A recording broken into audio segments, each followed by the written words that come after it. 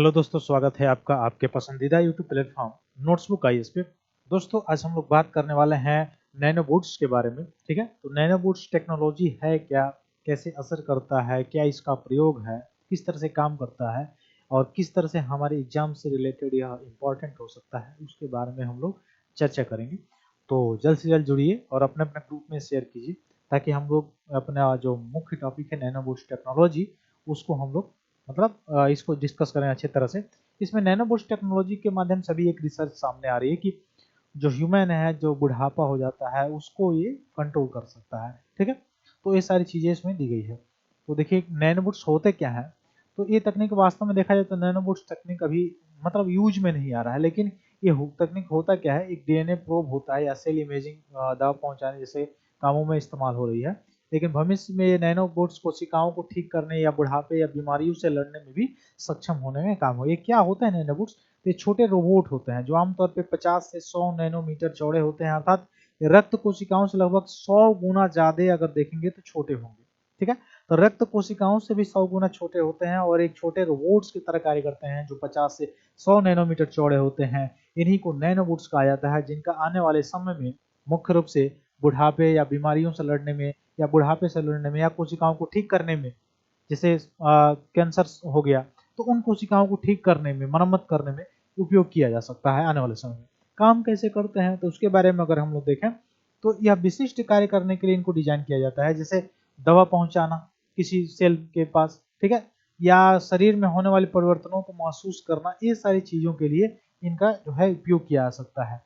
ठीक, तो यही मैं बता रहा था कि नैनोबोट्स होते क्या हैं। वास्तव में एक छोटे रोबोट्स होते हैं जो आमतौर पे 50 से 100 नैनोमीटर के होते हैं। अब नैनोमीटर मतलब कितना मीटर होता है, तो 1 मीटर में 10 के पावर माइनस 9 नैनोमीटर होता है। ठीक है, तो इतना नैनोमीटर ही होते हैं जिन्हें नैनो स्केल पर देखेंगे आप तो विशिष्ट कार्य करने के लिए इनको डिजाइन किया गया है। ठीक है, और किन किन क्षेत्रों में, ज्यादातर चिकित्सा क्षेत्र, शैल चिकित्सा क्षेत्र, इन सभी क्षेत्रों में आपको ज्यादा देखने को मिल जाएगा। ठीक है, जहाँ पे कोशिकाओं से संबंधित जितना भी सुधार होता है उसमें। अब दवा में अगर देखा जाए नैनोबोट्स टेक्नोलॉजी का अनुप्रयोग कहाँ पे और किया जा सकता है, दवाओं में किया जा सकता है। जैसे नैनोबोट्स का उपयोग जो है लक्षित दवाएं, जो टारगेटेड जो मेडिसिन होती हैं, उनके वितरण में किया जा सकता है। उपचार प्रभावशीलता में सुधार और दुष्प्रभावों को कम करने के लिए किया जा सकता है। इवन इनका उपयोग रोग के निदान और प्रारंभिक अवस्था में ही बायोमार्करों का पता लगाने के लिए भी किया जा सकता है। यहाँ पे इनके यूज हो सकते हैं।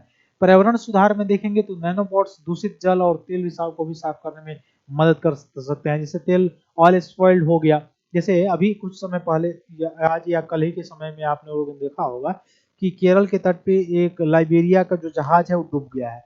अब उसमें बहुत सारे कार्बन कार्बाइड थे, उसके साथ ही उसमें जो तेल होगा उसका रिसाव हुआ होगा। अब वह तेल का रिसाव जो है समुद्र के ऊपरी परत पे चढ़ जाएगा, क्योंकि तेल तो पानी में घुलता नहीं है। अब हवा के माध्यम से, समुद्री धाराओं के माध्यम से स्पॉइल्ड होगा, फैलेगा।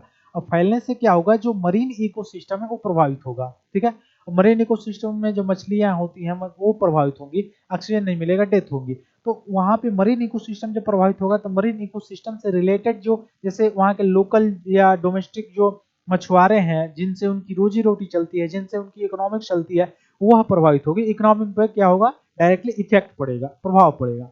तो उसको भी जो है साधने के लिए इसका प्रयोग किया जाता है नैनोबोट्स का। ठीक है, तो यही चीजें बताया जा रहा है। पर्यावरण सुधार में जो है इसका प्रयोग किया सकते हैं। रिसाव जो है उसको भी साफ करने में इसका उपयोग किया जाता है। साथ ही इनका उपयोग हवा और मिट्टी में प्रदूषक जो होते हैं उनको भी पता लगाने वाले सेंसरों के रूप में भी इनका प्रयोग किया जा सकता है।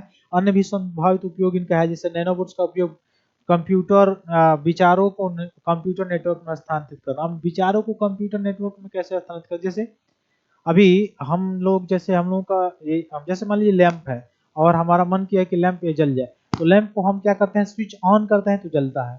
तो वैसे विचारों को एआई ऐसा एक्टिवेट कर दिया जाए कि वाईफाई और एक लगा हो सिस्टम और उसमें लगा हुआ हो, अब इस पे वर्क भी चल रहा है। अब हम जो सोचते हैं, जो चीज सोच रहे हैं उसके अकॉर्डिंग वो काम करे, और तुरंत जैसे मैंने सोचा कि लैंप यहाँ पे जल जाए तो वो वहां पे वैसे सिग्नल गया और सिग्नल उस हिसाब से गया और ऑटोमेटिक वो जल गया। तो उस तरह से भी इसका क्या है, उपयोग किया जा सकता है। वैश्विक सुपर ब्रेन बनाने के लिए भी इसका प्रयोग किया जा सकता है। ठीक है, तो ये सारी चीजें थी जो इंपॉर्टेंट थी। फिर मिलते हैं हम लोग अपने अगली क्लास में, तब तक के लिए बहुत बहुत धन्यवाद दोस्तों। जय हिंद।